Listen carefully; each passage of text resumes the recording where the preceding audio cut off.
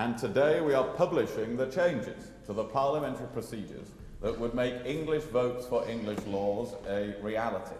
This is not a vague promise to make this change sometime in the future. This is a plan ready to be implemented. We will table our proposals within the first 100 days after the general election. And after consultation with the Procedure Committee of the House of Commons and running a pilot test of the new rules, we will fully implement our plan within the first year of the new Parliament and apply it to next year's budget, the budget of 2016. People in all parts of the UK want a bigger say over the decisions, how the decisions affecting them are made. So a new Scotland bill will be in the Queen's Speech of a Conservative government, the first Queen's Speech, and will be introduced in the first session of a new Parliament. We will devolve more powers to the Welsh Assembly, and we'll enable devolution to function more effectively in Northern Ireland. All of these commitments are in our manifesto, and we will keep our commitments, our promises to the people of Scotland, Wales and Northern Ireland. But we're also clear that this cannot be done at the expense of the people of England. Left unchanged, the way in which English laws are made will become steadily less democratic and accountable. It's no longer fair or just for Scotland to be able to decide its own laws in devolved areas, only for Scottish MPs also to be able to have the potentially decisive say on similar matters that affect only England. The current situation is manifestly unfair, undemocratic, and it would be unsustainable. How could it possibly be right, for instance, for the Scottish Parliament to vote for a reduction in air passenger duty in Scotland, and then for Scottish MPs to come to Westminster and be able to impose an increase in air passenger duty in England? Or, even worse, to do exactly the same thing on income tax. Now, Labour's view seems to be that this would be perfectly acceptable. And that means that this election is a watershed moment for the taxation of people in England. A Labour government would be not only intent on raising taxes anyway, but would be under daily pressure from the Scottish National Party to ensure the burden of higher taxes would fall disproportionately on England. When Alex Salmond says he would write the Labour budget, this is the sort of thing he means, be no doubt about that. Under a Conservative government, not only will we be continuing to cut income tax by raising tax thresholds, we will also be ensuring that the rules for the future mean that once the power to set income tax rates has been devolved to Scotland, the tax rates set in Westminster for people in the rest of the United Kingdom will need the consent of their own members of Parliament. And this is an issue made all the more acute because of the possibility that the SNP will gain many more seats at this election. In the event of a Labour government, we're now facing the prospect of SNP members holding that government to ransom. It's not my claim, it's what they are openly seeking.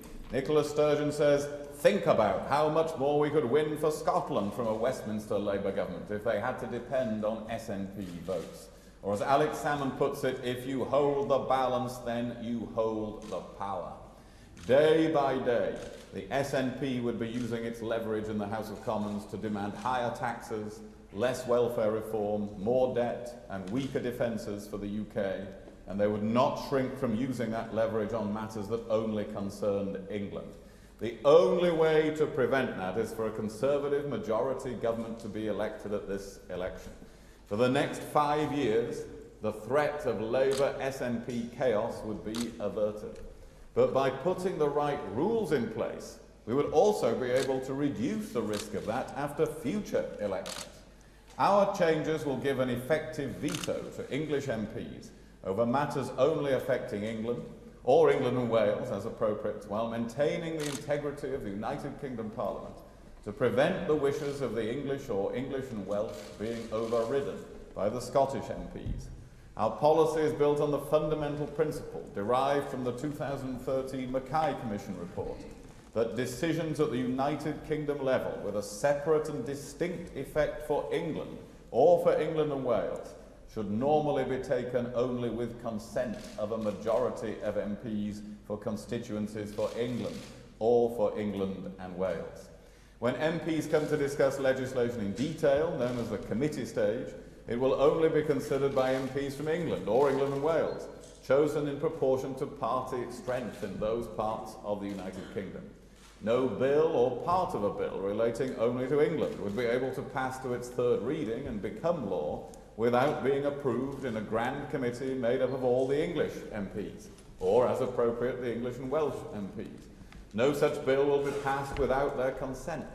And this principle will also be applied to how money is distributed among English councils or among different police authorities in England. And under a Conservative government, where taxes have been devolved to Scotland, the equivalent taxes in England would require the consent of the English MPs. There would therefore be an English rate of income tax subject to the democratic approval of the representatives of the English constituencies.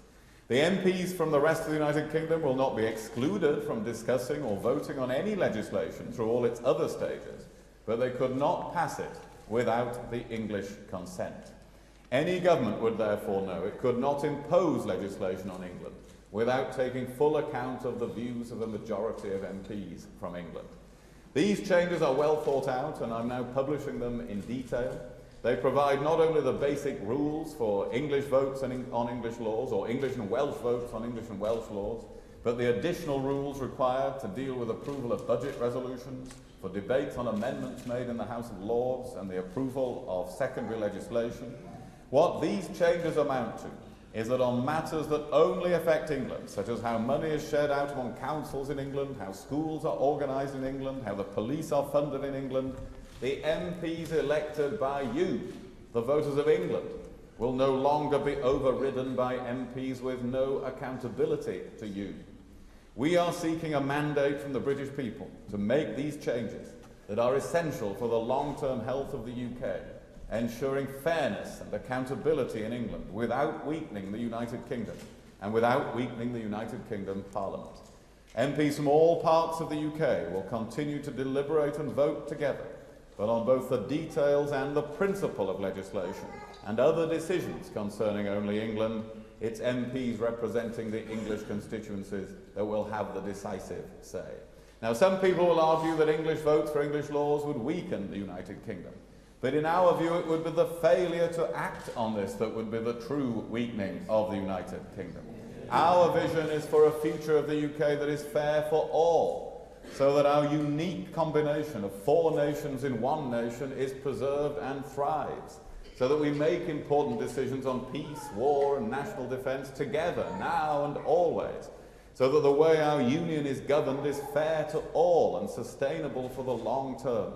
And it is abundantly clear that only the Conservatives will bring in English votes for English laws and achieve a fair settlement for the whole of the United Kingdom. We will ensure democracy and accountability for all parts of the UK. There's only one way to get that fair deal for England, and that is to vote Conservative on the 7th of May. Thank you very much.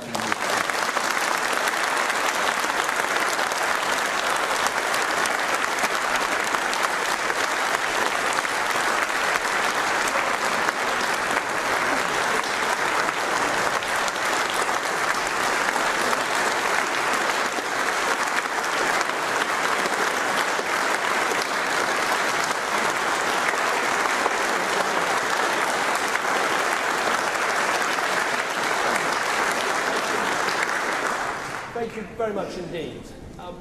Thank you, William, for all the work that you've done on this vital issue.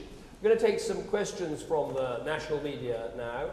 William and I are then going to do some regional media interviews, and then we hope to come back and have a cup of coffee and chat with members and supporters about this issue and about the campaign and everything else happening here in Lincoln, and encourage you to get out there and on the doorsteps for Carl and everything you can do in the next 13 days. Let's start with James Mates from ITV. Prime Minister, you say this isn't about English nationalism, you don't want to fragment the UK, but isn't presenting such wide-ranging proposals just 2 weeks before an election playing a dangerous game with the unity of the United Kingdom? Well, the Conservative Party has been putting forward proposals for English votes for English laws as far back as 2001. We recognised that the growing process of devolution to Scotland and to Wales, which is right, which needs to happen, has to be balanced with fairness for English voters too. And the real threat to our constitution, the real threat to the United Kingdom, comes from those who will not engage with this agenda, because it's vital that English voters feel that they are getting a fair deal.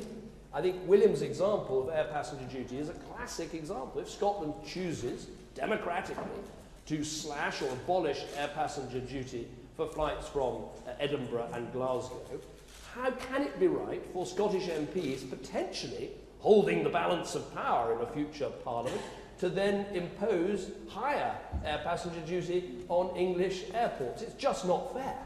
And the interesting thing about this issue is that Labour and the Liberals are perfectly prepared to meet with us and discuss Welsh devolution, Scottish devolution, devolution to the institutions in Northern Ireland, but they are not prepared to work with us and to deliver this fair moment of English devolution. So there is only one way to deliver this change, and I would argue to keep our United Kingdom united and fair, and that is to support the Conservatives at this election. Let's have Nick Watt from The Guardian. Thank you, Prime Minister. A briefing note issued by the Labour Party to accompany Ed Miliband's Foreign Affairs speech says the following. He will say the refugee crisis and tragic scenes this week in the Mediterranean are in part a direct result of the failure of post-conflict planning for Libya. Can I ask for your response to that? And can I ask you, at one level, does he have a point, which is the Colin Powell point, which is, if you break it, you own it? And on Scotland, can I just ask you, Gordon Brown says you're whipping up English nationalism.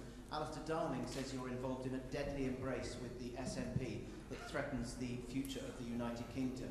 Are you concerned that the two men who helped save the Union, and therefore helped save your job, are saying that in order to save your job now, you are, as Michael Forsyth said, threatening the Union? Well, let me deal